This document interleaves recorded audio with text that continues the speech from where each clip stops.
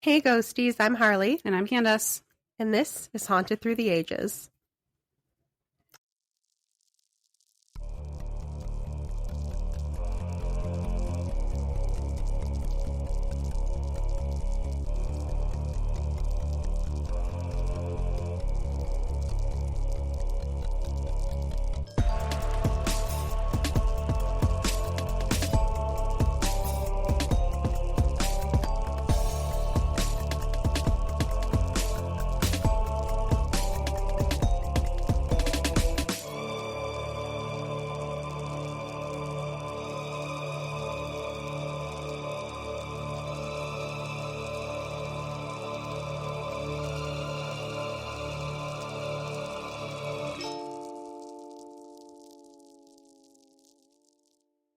You know, it feels very strange recording because it just feels like it's been forever. And I don't know, maybe it's because we don't see each other for so long. Like it just feels so far apart with recordings, even though it's still just a week apart. The past couple of weeks have felt like 2 months.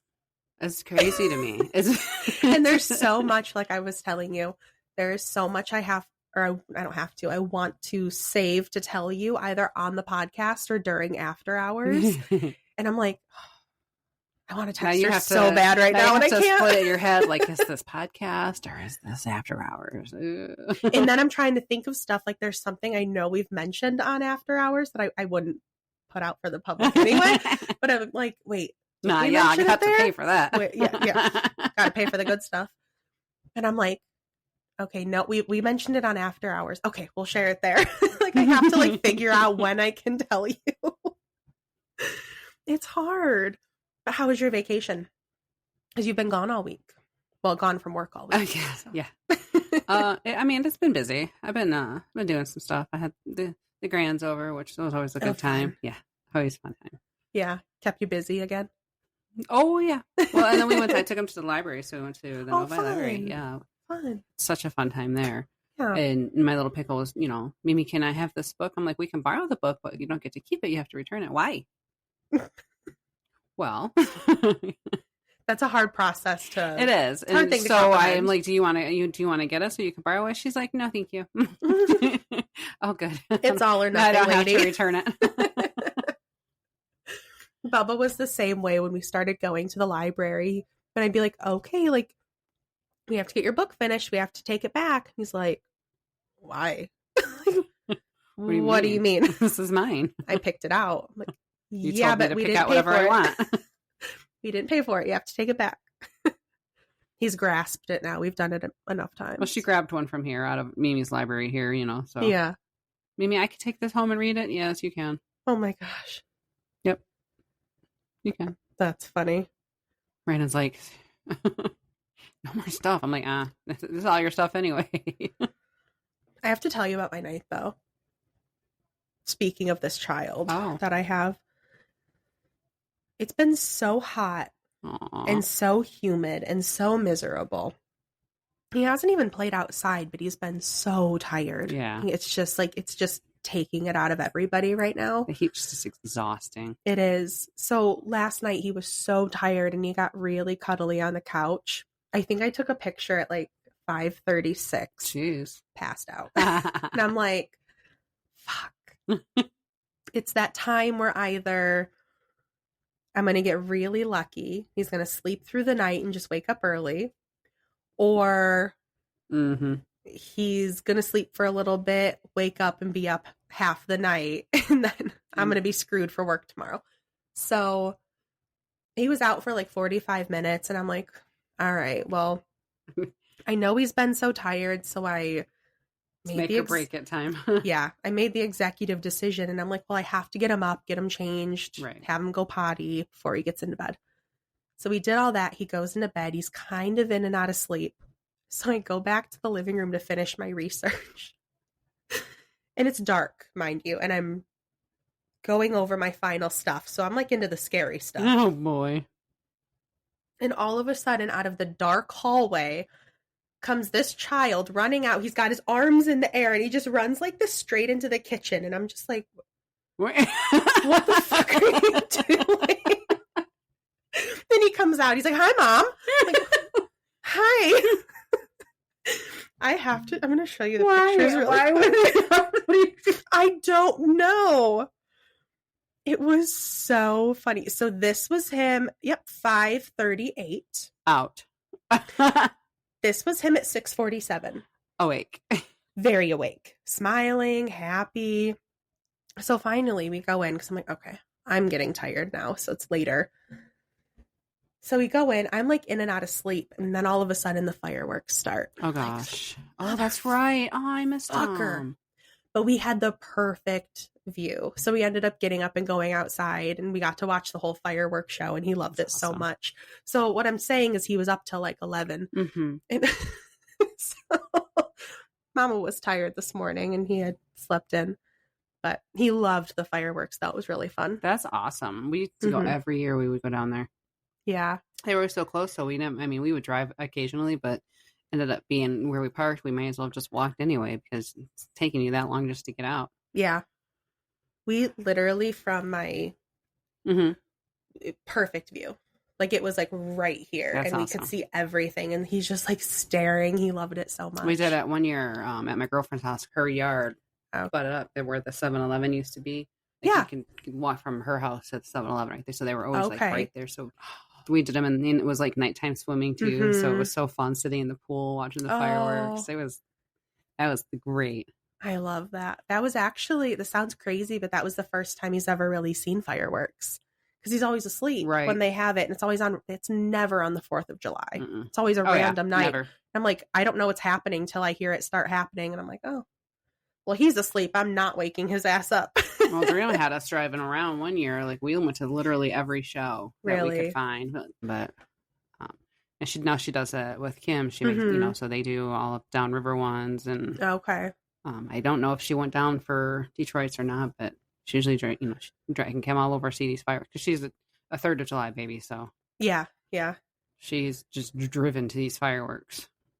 That's fun. I don't know if the kids would like them, with the some noise sensitivity. So it might startle her, but also with it being, pretty and bright, it also might draw her in. So yeah, and it might help if you get like those headphones they use for like concerts, noise canceling ones. Yeah. I know she has headphones that she plays with, but I don't think they're the noise canceling ones. Just the little kid ones. Yeah, because Nick, he plays his video game, so we'll sit next to him with her headphones on. Right. Yeah, my mom's town is having hers on Thursday night. Okay. I'm assuming he's going to want to see him now because he had to call her this morning and tell her about the fireworks. And I'd already told her when I called her on my way to work. And I told her, like, I was telling him, wait until the finale. It's the best part. He's like, what's that? And I told him about it. And then it started happening. And he's like, that's so awesome. I love his little lisp. It's awesome. So he had to tell her all about it. She's like, well, what happened in the finale? And he's like, it's going boom, boom, boom, boom, boom, boom, boom. He was very happy. That is so cool. It was really cute. It was like an unexpected, like, cute little memory to see his little face. Oh, yeah. Sweet. I mean, ironically enough for you. Yeah. Thanks. Can we out of bed now? I always thought they did them on a Thursday, but I guess they just do pick a certain day they do it on. Doesn't matter. Yeah. It's always weird. I'm always annoyed because they always do it in the middle of the week. Like, not that kids have to go to school, but still, kids still have a routine, their bedtime and parents have to work. And I know it probably sounds so mean that I've like never woken him up when it started before, but I'm like, who's volunteering to put him back to bed? Because I'm not. And I'm the one who's got to do it. So we're just going to let him sleep. But he was already awake for this one. So I'm like, well, let's just go outside. Who are you? I felt it too. Yeah. There's a cat. Are we ready to jump in? So this is not where we were planning to go originally, but I got so obsessed with this story. And I know this story, but researching it myself, I found so much more detail I've never heard, and it was just so exciting. So we're going to New Orleans this week for the first time. We have so much to do in New Orleans, so we're taking the first dip into it. We are going to the LaLaurie Mansion. Have you ever heard of it? I have not. It's a good one. It's a really good one. So sitting on the corner of Royal Street in New Orleans, and by the way, I go back and forth. I say New Orleans and New Orleans. It's whatever comes out of my mouth. Do you say I do the same thing, because when you said it, I'm like, I don't know if that's how I say it. My brain stopped listening, and I just started thinking about, how do I actually say that? Is it New Orleans, like how they say it with a little twang? Like, yeah. I say New Orleans. I say New Orleans.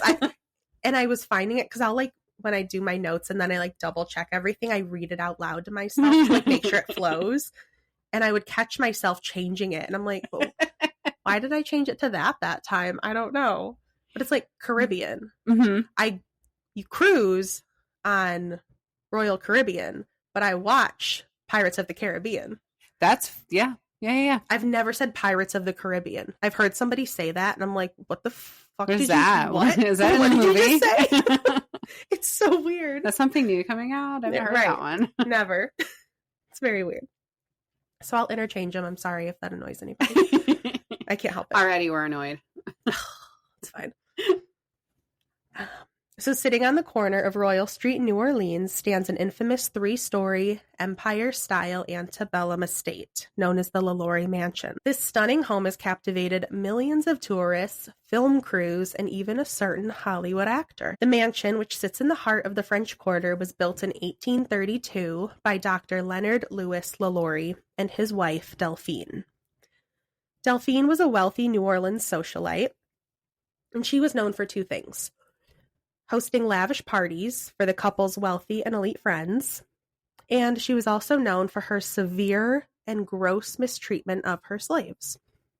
I don't like that. You're not going to like this at all. I don't like that. I really don't like that. Probably should put a trigger warning here. It's going to get rough. Just going to go sit in the living room while you do your episode. It's fine. She's been referred to as a demon in the shape of a woman. Oh.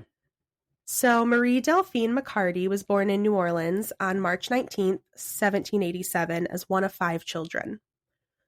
Her paternal grandfather moved the family to New Orleans from Ireland around 1730 during the French colonial period. Both of Delphine's parents were prominent in the city's European Creole community.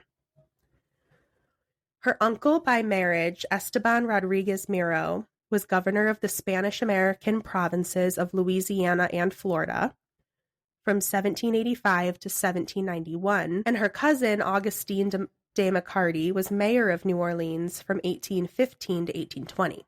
So she also comes from a family with political ties. And Delphine was only 4 years old when the Haitian Revolution erupted in 1791. And this is something that made slaveholders in the southern United States and the Caribbean very afraid of resistance and rebellion among slaves. Delphine's uncle had been killed in 1771 by his slaves, and the revolution inspired several events, which caused many slaveholders to abuse their slaves even more harshly out of fear of insurrection. Delphine was first married in the year 1800 at only 13. Yeah. Yikes. Yeah.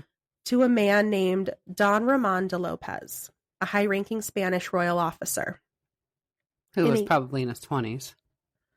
At least, I'm sure. Disgusting. Yeah. In 1804, after the American acquisition of what was then again a French territory, Don Ramon had been appointed to the position of Consul General for Spain in the territory of Orleans, and he was called to appear at the royal court in Madrid. And while they were on their way to Spain, because Delphine went with him as well, and she was then pregnant, Don Ramon suddenly died in Havana, Cuba. Just a few days after his death, Delphine gave birth to his daughter, Marie Borgia Delphine Lopez, nicknamed Borquita. Ah, look at you. I got that little twist. That little twist. So I was doing the research. I'm like, I'm going to get to practice my Spanish. Borquita. I love that. Then the widowed Delphine and her child returned to New Orleans. Never made it to Spain, unfortunately. Around 21 years old, Delphine married her second husband, Jean Blanc. Oh. We're getting French now. Well, it's full of Everybody. French down in New Orleans. Yeah. Well, that's what was so wild about it, talking about how much like the Creole and the French and the Spanish, like there was so much happening in that area at this time. And Jean Blanc was a prominent banker, merchant, lawyer, and legislator. And Delphine had 4 children with him. These names are wild. How they told them apart, I have no idea. There was Marie Louise Pauline, Louise Marie Laure, Marie Louise Jean, and Jean-Pierre Pauline Blanc. Good Lord. They used the same names and just mixed them in different ways. I don't... I like double checked this. This is all I could find. And then Jean Blanc, her second husband, died in 1816. So before 30, she was widowed twice. Dang. It's not you, it's me. June 25th, 1825, which I'd like to point out when you guys are listening to this, as of last week, that was exactly 200 years ago to the day. Wow. So for us now, 2 days ago, it was 200 years ago. So on that day, Delphine married her third husband. Dang, slow down, girl. Physician Leonard Louis Nicholas LaLaurie, who was 15 years her junior, making her 38 and him 25. Oh, so she reversed the tables. She did. Yeah. In 1831, she bought property at 1140 Royal Street, which she managed to do in her own name with little involvement from her husband. Okay. Do you think, girl? The next year, in 1832, the LaLaurie Mansion was built, complete with attached slave quarters. She lived at the residence with her third husband and 2 of her daughters.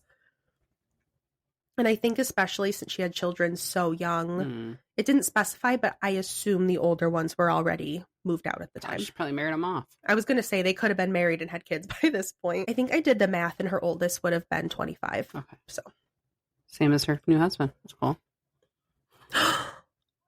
You're right. I didn't even think about that. Yeah. Holy shit. Ew. Yikes.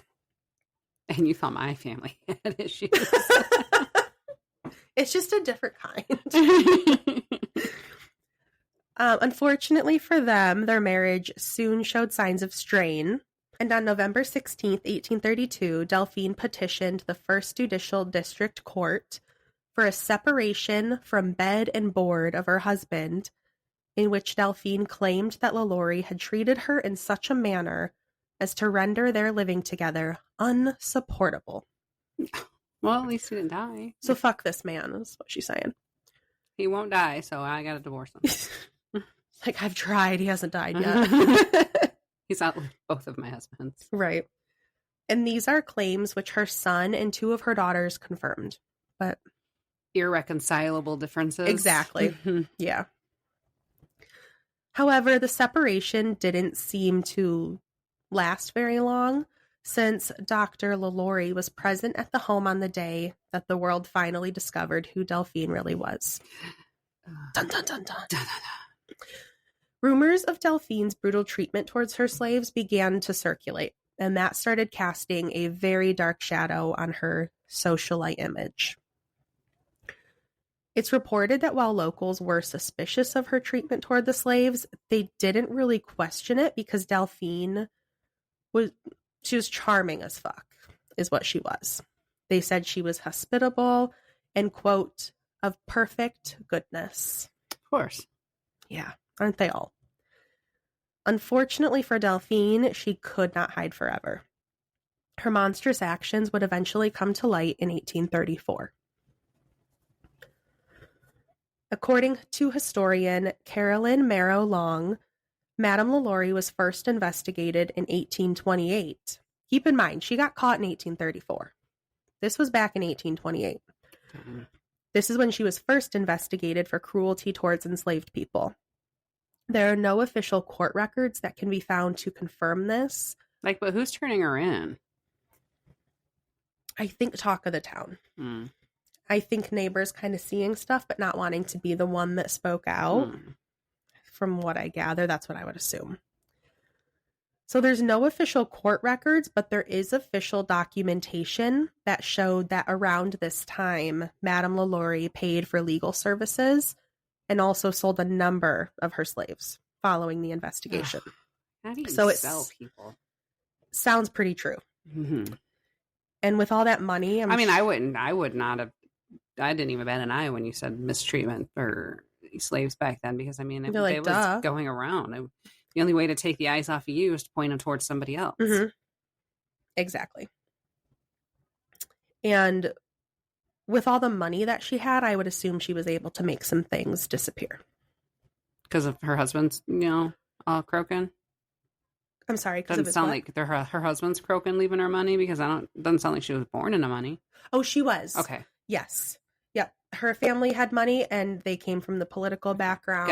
Gotcha. Yeah. I remember you saying that. Yeah. I just didn't put money into the equation there. Mm-hmm. She certainly had the money. Okay. And that's why she was also able to get the house on her own too. Gotcha. Makes more sense now. Yeah.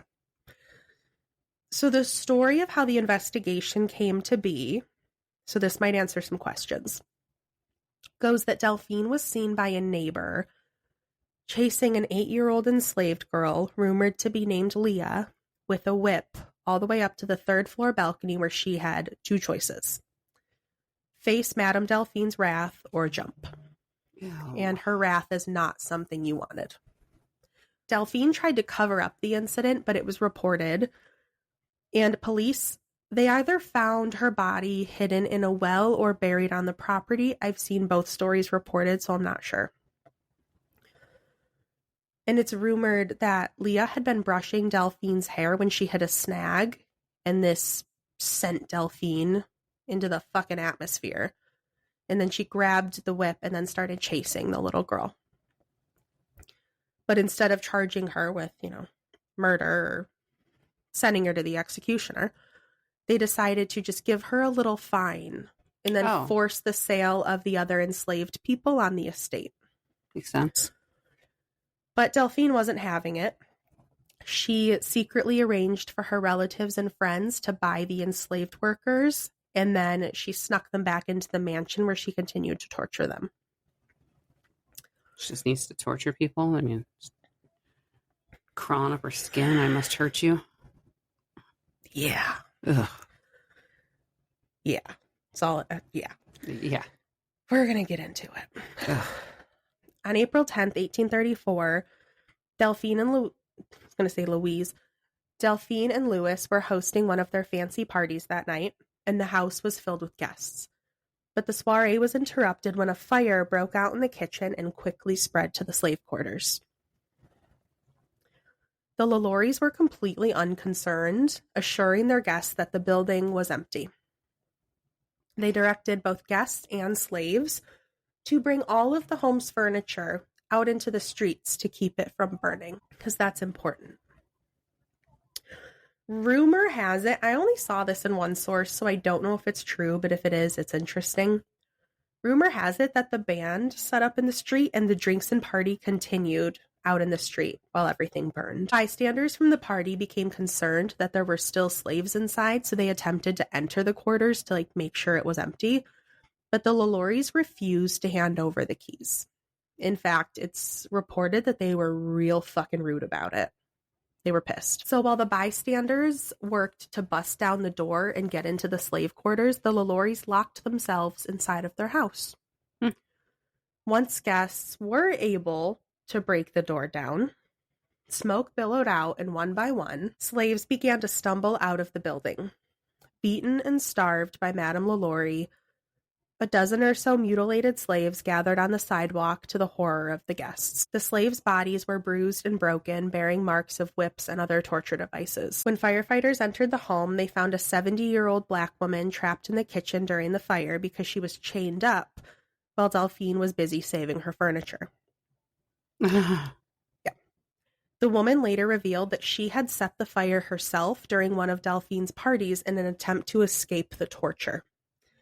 It was an act of suicide because she feared being punished, stating that slaves taken to the uppermost room or the attic, quote, never came back. The woman led the men to a heavy oak door with no handle at the top of a narrow staircase inside the mansion. And when the door was opened, they were overcome by the stench of rot, decay, and death. This is where things are going to start getting really rough, just a heads up.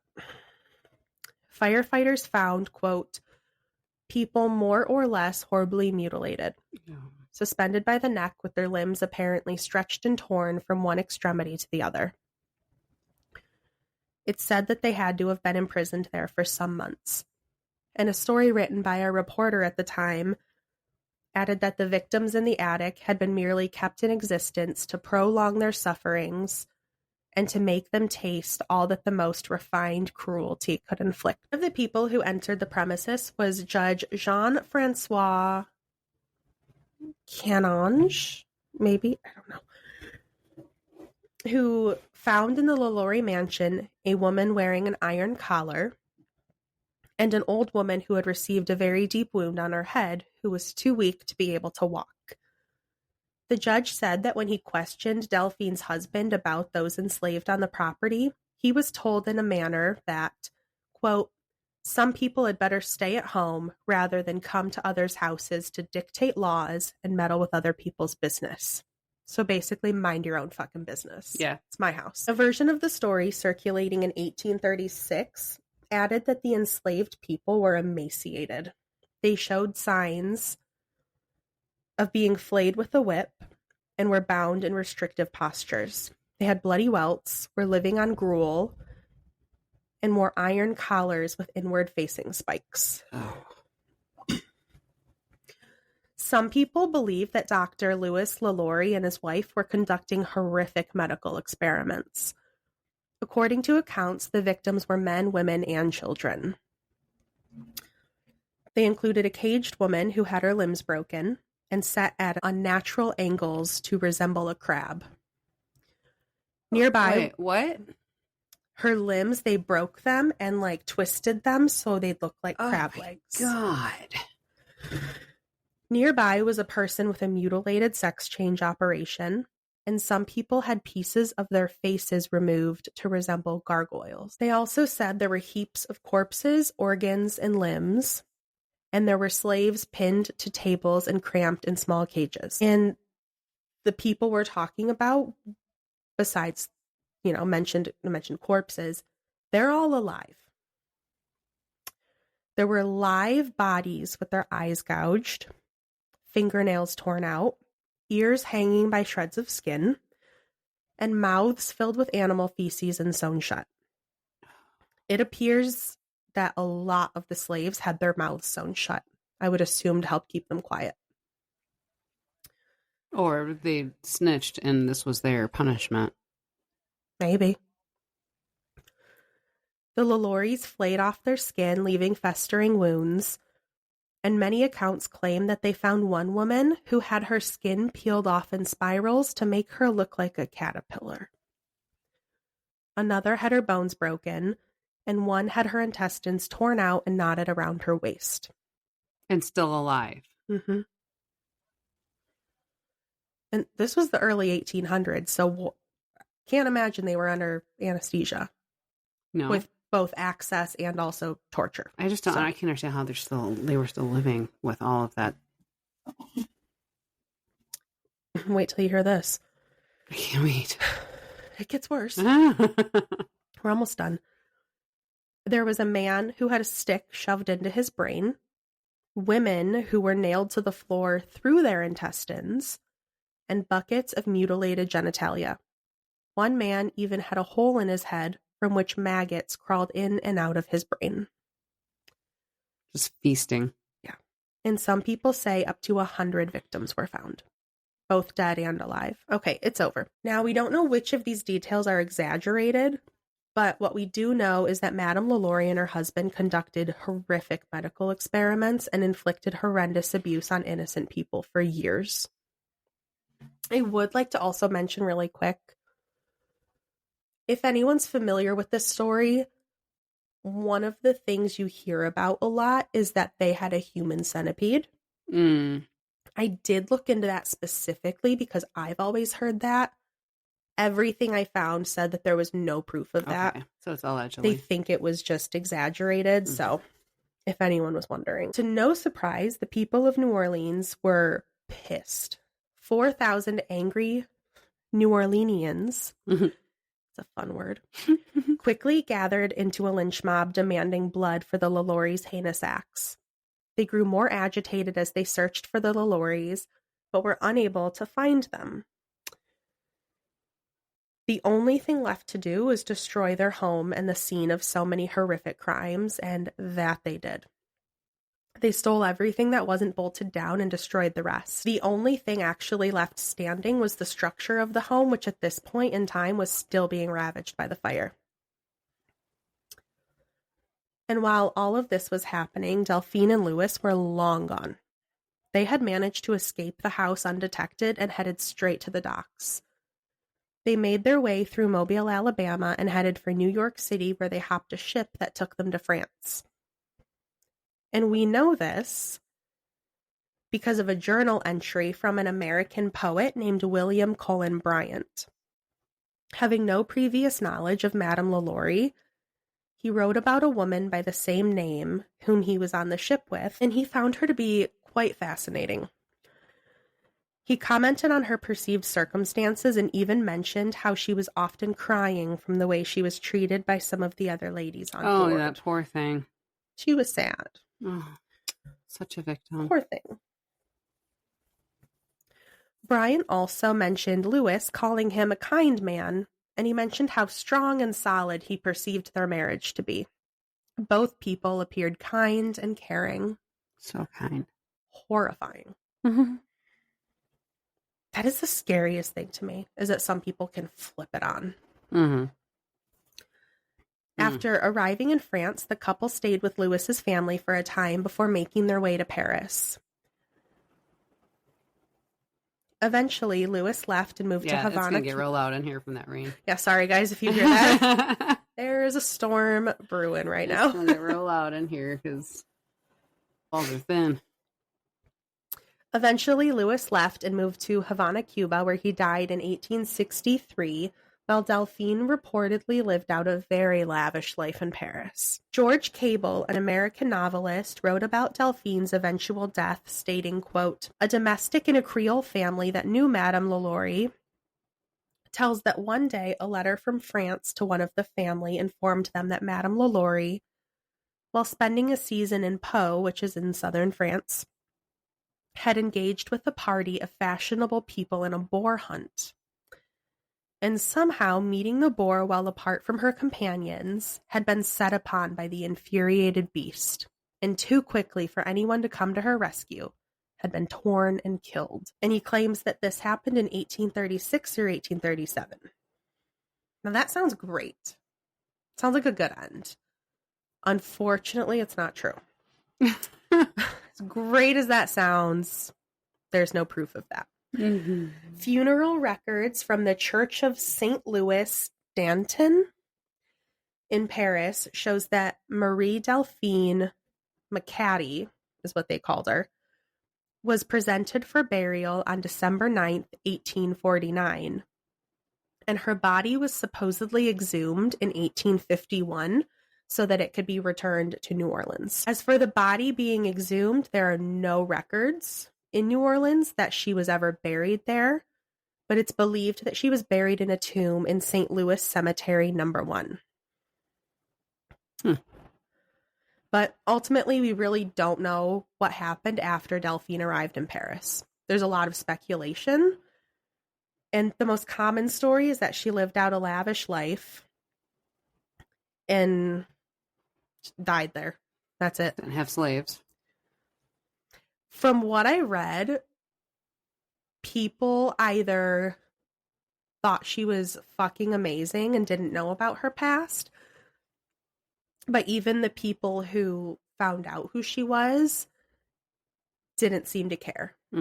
They're like, no, she can come for dinner. She's great. She's the sweetest. She's so nice. They deserved it. You don't know what they did. You don't know the stories behind the reasons. I don't even know if it was necessarily that. I think they were just like, but she's so nice. Like, what do you mean? She's so great. Had to have been her husband. Right. She's a victim too. Right. Yeah. So there are theories that she died and her body remained in Paris, or, like we said, her body was sent back to New Orleans. And some even speculate that she didn't stay in Paris and had managed to return secretly to New Orleans at some point in her life. Which that one I don't really believe. They would have been watching. They would have caught her ass. Yeah, and I mean, they didn't have as many, advances that we have to be able to change her identity. Right. Now, as far as the house goes, the fire did destroy the original home, and it remained in a ruined state for at least 4 years. It was then rebuilt by Pierre Trastor after 1838 and became the structure that it is today. And it's been used as a public high school, a conservatory of music, a refuge for young delinquents, a bar, a furniture store, and a luxury apartment building, among other things.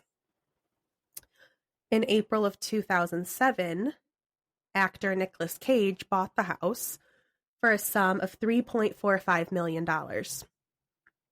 He purchased it to get inspired for a horror novel he planned to write.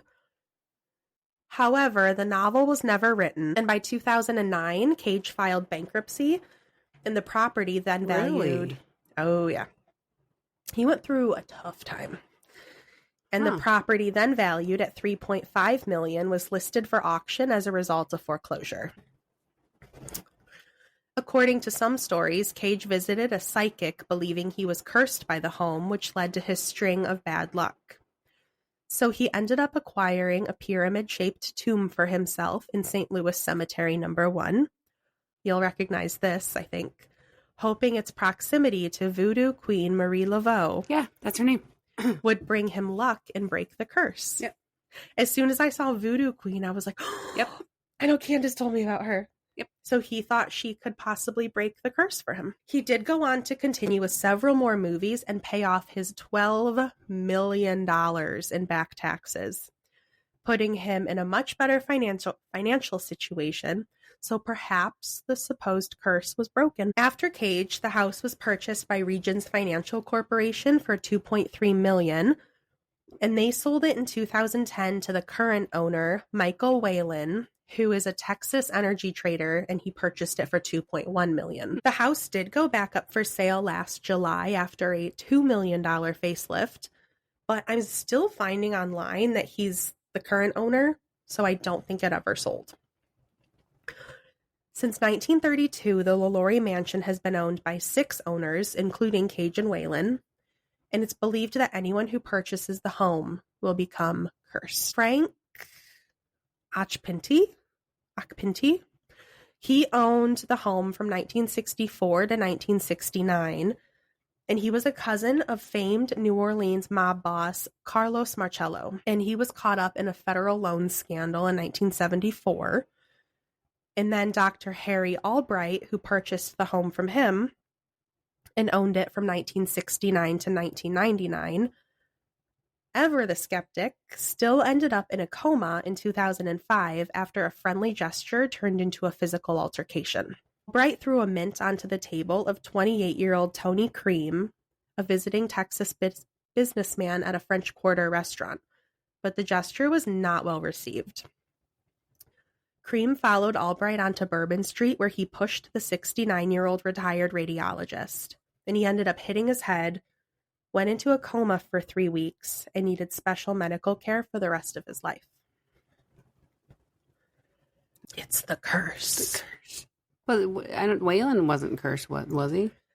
I don't know what his deal is. There wasn't much about him. Not sure, but I mean, he's owned it since 2010, so for 15 years. I don't know. Maybe he just didn't live in it, so he didn't. The only thing he really doesn't, I don't think, the only thing I found about him, and I think I forgot to put it in my notes, but was that he's not a believer. And he mentioned that he is a Christian, and like basically he's just not having it. He's protected. Okay. But when he purchased the house, he did bring in a priest to bless it. All right. And we'll get into Maybe more that's about her salt ring. Yeah, but we will get into some more about how perhaps his staff disagrees with his assessment of it's fine. It's fine. Yeah. Because he's over in Texas. Right. Because he's over in Texas. Right. And That's like, what I was thinking. Like, if he's actually not there. So, I mean, the curse really doesn't really. Boss man, you're wrong. Affect him as much. But, bro, shit's still happening. Yeah, we'll get into that. So the story has certainly made its way into Hollywood. And perhaps the most popular retelling was in season 3 of American Horror Story, where Kathy Bates was cast to play Madame Delphine LaLaurie, which I kind of want to watch now because I fucking love Kathy Bates. Absolutely. She's amazing. Absolutely. I'm like, she would be fucking awesome. I could see her being a bitch like that too, but then also being sweet as peas. Oh my God. I know, right? My favorite character she ever played was in Titanic. Chick is because you know she has to be this or that. You know, she can turn it on and turn it off. Yeah. Do you remember her in Titanic? How good she was. Oh yeah. The best. She was the best part of that movie besides Cal. Just saying. Moving on. Now, on to the hauntings. The hauntings wanted to mention, may not only be due to Madame LaLaurie. In 1894, a tenant who lived at the LaLaurie Mansion during the era when it was converted into apartments was brutally murdered. His belongings were ransacked as if someone had gone through them, causing police to assume it was a robbery, but nothing of value seemed to be missing. When police interviewed neighbors about the murder, one claimed that he was having problems with spirits. He claimed that his friend told him that there was a demon in that house who wasn't going to rest until he met his end, which he did. Ooh. Then, for a very brief time, the mansion was a school for all girls during the mid to late 1800s. At first, it had been one of the few mixed schools in the city, but politics during the Reconstruction era led to the school being converted into a primary school for young Black girls only, which becomes relevant. It didn't take long before the young girls were approaching their teachers in tears and rolling up their sleeves to show exposed flesh on their forearms that was scratched and bruised. When asked who hurt them, they would respond, "That woman." And these girls were like 6 to 8 years old. So I don't necessarily think they were super aware about Madame LaLaurie and the horrific shit that she did. So that's a little They just saw a woman doing it. Yeah. And especially, like I said, young Black girls. It didn't mention the race of the man who was supposedly murdered by a demon in the house, but I'd be very curious to know. And I wonder if there were still, if there were any images of her hanging around the house so that the girls kind of could put a face to. Oh, because that woman. That woman. That was me. I squeaked. Sorry. She was talking. She whistled, but it sounded like it was right here. And I literally got goosebumps down my through my voice. Through my whistle. You really did. It scared the shit. I had a little air pocket between my tongue and my tooth. I just let it slip right out. This tiny little, you could hear it. It was so faint. It sounded like a whistly whisper, right here. And I'm like, oh my gosh. As I'm talking about this picture of this woman. I'd also like to mention, we're talking about this horrific shit and it's storming outside.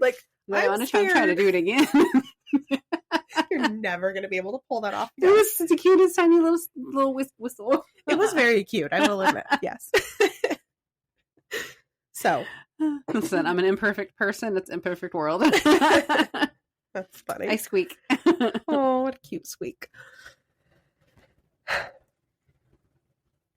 So another story says that a guide was giving, because the ghost tours in New Orleans sound fucking awesome. There's so many.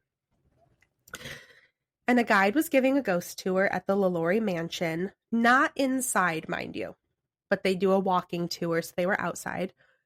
And they were standing directly across from the front door. To their right, another group was discussing the tragedies of the LaLauries some 50 feet away. All of a sudden, the guide felt a tug on her messenger bag draped over her shoulder. She stopped mid-story and twisted to look over her shoulder, thinking she might find a pickpocket, but nobody was there. So she returned to her story, and again, no less than 10 seconds later, she felt the tug again and described it as a sharp yank. Once again, she whipped around, and no one was there.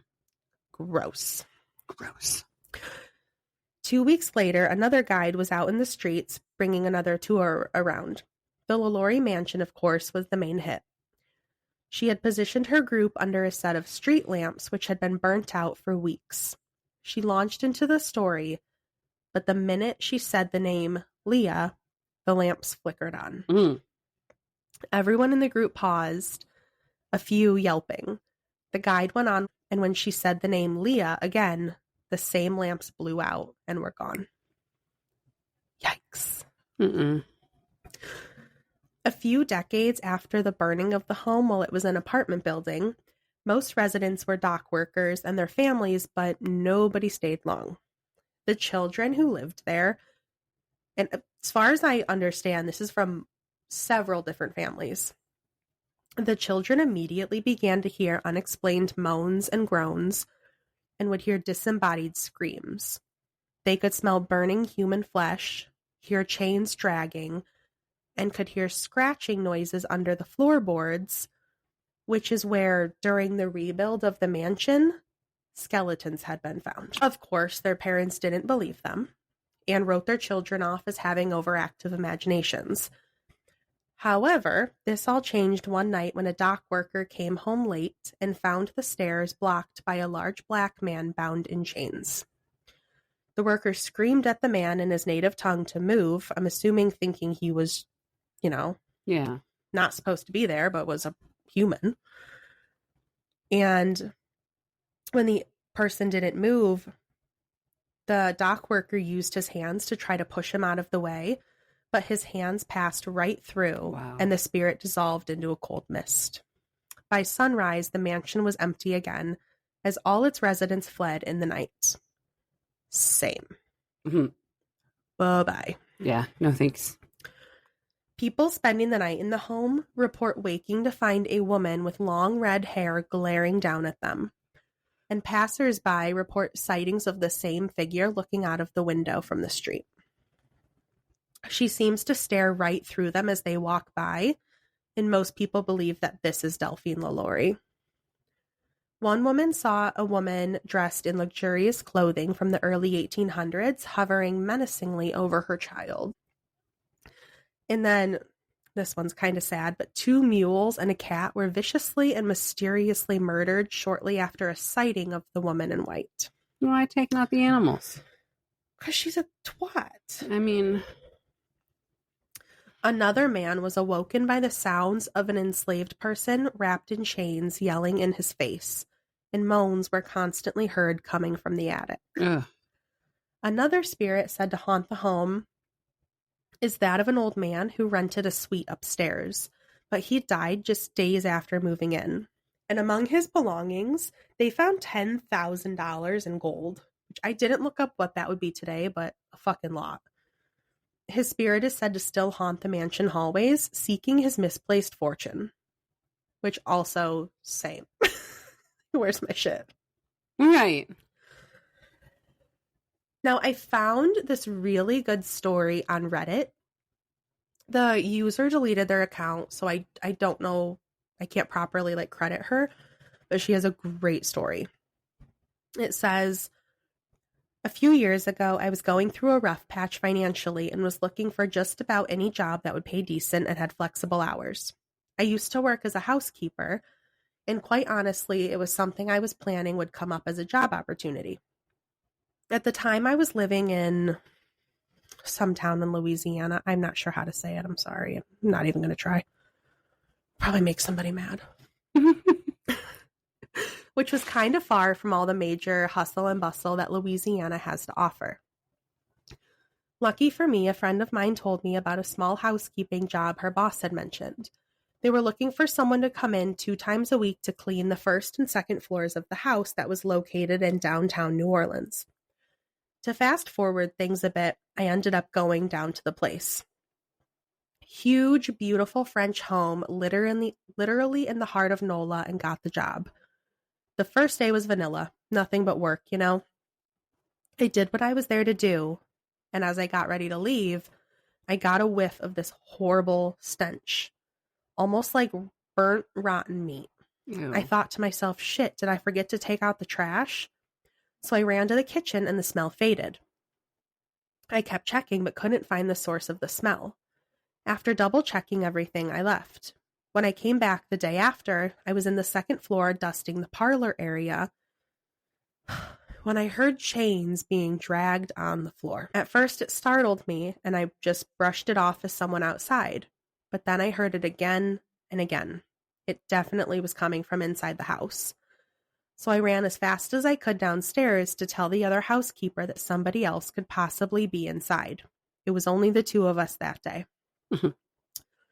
And she just looked at me and told me to mind my own business and keep working. That it was nothing. No, it was definitely something. She was kind of a mean old lady, but I shrugged it off and went back upstairs. Again, out of nowhere, that putrid stench of burnt, rotten meat filled the air. It was very annoying because just like that, it randomly came and went. Some days you'd smell it downstairs, others upstairs. Later on that day, while I was using the restroom, I heard this huge commotion upstairs on the 3rd floor. What sounded like a young girl screaming and a woman chasing after her to get in here. I literally was like, what the fuck? I opened the door and heard running upstairs, and then it stopped. The yelling, the screaming, everything. I went back downstairs, and at this point I was frustrated and told the other housekeeper what I had just heard. She looked at me and she says, "You never hear anything, okay? It's best if you just go on as if you don't notice a thing." And she always reassured me that no one was there, that we were fine. Needless to say, while I worked at that house a whole month, because that's only how long I could take, I kept hearing the same yelling, screaming, and chasing. Other days I'd hear chains dragging and dropping on the floor. But the thing that did it for me was when I was taking my lunch break on the 2nd floor and heard a sudden cry of agony and despair, followed by the sound of chains that seemed to be coming from the 3rd floor. I panicked, thinking someone was hurt and needed help. So as soon as I was getting up to go help, I see a tall, dark man with chains around his neck. And just like that, I ran out of the house as quick as possible. I never even told the person that hired me that I had no intentions of returning. I just stopped showing up. As rude as that seems, I could care less. I just wanted nothing to do with that place. Anyway, it wasn't until 4 years later, when I had long moved away from Louisiana, that I'd returned to New Orleans with my boyfriend on vacation. We decided to do one of their spooky history tours, and I tell you, when I saw that familiar building, my heart sank. Anxiety was building up inside me as the tour guide told the story of the building I once used to work at, and the horrible, tragic, malicious things that happened there. I felt sick to my stomach, and I begged my boyfriend to go back to the hotel. When I worked at the infamous LaLaurie Mansion, I never knew the history. Heck, I hadn't even heard of it. But after the tour and doing my own research on everything I experienced there, it all made sense. It still gives me goosebumps to this day, remembering the day I heard Madame LaLaurie chasing after what could have been a slave girl upstairs in the 3rd floor. That's sickening. So in addition to all the hauntings we've talked about, people have also experienced flashing lights appearing in windows, the scent of Madame LaLaurie's perfume, and some people have also described the feeling of unseen hands strangling them. Rumors have circulated of various apparitions of the former enslaved people, including Leah, who's still said to haunt the property. And a lot of the tour guides suggest that if you say Leah's name out loud, she will flicker the streetlights. No, I don't need to say her name. So apparently that's a pretty common occurrence. Michael Whalen, this is where we kind of get into what's going on with him. Okay. He had the home renovated by a local New Orleanian, Katie Stassi Scott, in 2013. She said that she felt spooked on the second floor where the torture room was alleged to have been, but neither she nor Waylon ever claimed to have seen anything. Okay. But those who care for the house in his absence tell a different story. Housekeeper Carol Williams has reported body shapes being indented into mattresses that haven't been slept in for months, a faucet on the first floor that turns on by itself, and a kitchen door that likes to open and randomly slam closed by itself. Now, since the structure has remained a private residence for well over 100 years, we have really limited information on what exactly is happening with the hauntings. And there's never been a true investigation of the home. But maybe someday we'll get a more in-depth look into the spirits still residing in the LaLaurie Mansion. The end. That was disgusting. Yeah. That was a rough one. I'm not well. Sorry, guys. Yeah, that was kind of gross. Like sad. It was very sad. Yeah, that was a tough one. You guys hung in there. As did I. You did. How you feel? I don't feel like I'm gonna sleep that well tonight. I'm sad. Yeah. That was rough. Just trying to picture all that. It was almost like, like Hellraiser kind of shit. Yeah. Twisting and morphing bodies. The fact that they were still alive. Mm-hmm. And I think it's interesting that it all comes down to her. Which, yeah, she's 1000% guilty. But her husband is the one who had the medical experience to do this stuff and obviously keep people alive. Didn't even think about that. So it's like... So he knew how to do it safely in a manner, if you will. If it had just been her with no medical experience, I just can't ripping imagine shit these out. people would still be alive. No. Like maybe some here and there, but... It's like he need practice or something. Right. You would have to be very... They were the guinea pigs. Specific about how you do things. So it's like he was probably the one, honestly, doing a lot of the actual work. In the torture room. Mm-hmm. He That's seemed sick. to really get away kind of scot-free as far as that story goes, which is interesting. And I even looked for more information on her kids and stuff. I couldn't find They much. probably got the hell out of Dodge. Like, fuck off with this bullshit. I don't know. But I'm like, she was so charming and had that. Like, could they have been brainwashed at all? Mhm. Like, or were they like, oh no, they were. we know she's fucking crazy. We're getting out of here. I'm just like, I wish there was more information on that. But that's all I got for you today, guys. If you want to follow us and, keep up with us All and of the hang stuff. out, we're on Facebook, X, Instagram. Our favorite place is over on Patreon. We have our bonus episodes there every month, our after hours. We have a lot of good stuff building up over there. Ooh, more thunder. It's exciting.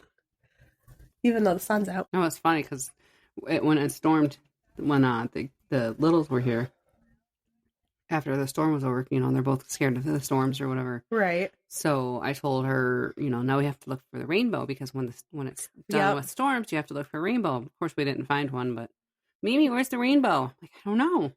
Like, you I liar. promised her a rainbow and I did not come through. Like, dang. And make sure if you guys liked it, share it with a friend, spread the word, let everyone know we're here. And in the meantime, we will see you next week for Candace's episode. Before we go, do you want to? I don't. I can't. No even, hint. I can't even hint on this one because, like, I had one place in mind or one specific person. Yeah. Cluster of people, but and I might end up still doing that. And if that's the case, then we'll still be in New Orleans. Okay. And I'm almost for sure that's the one. That's where I'm going. But then I was also looking at this place over in Italy. So Yes. Before I looked into this, I was in the Northwest. I had an entire episode done and prepared for today. that's what's hard, like if I give, a hint of what, unless I'm 1,000% confirmed on it, but something else might grab me and pull me in even deeper, in a faster way. So yeah, those are just two places that I'm looking into right now. So I've just been trying to get ahead. I'm like, okay, well, I'll get started on, my next one for 2 weeks out. Started looking into this, and I'm like, fuck the other one. See? I mean, it's great, but this one is really interesting story. So we ended up here. But okay, well, I guess we'll all be surprised next week. All of us, yeah. So we will see you then. Bye, guys. Bye.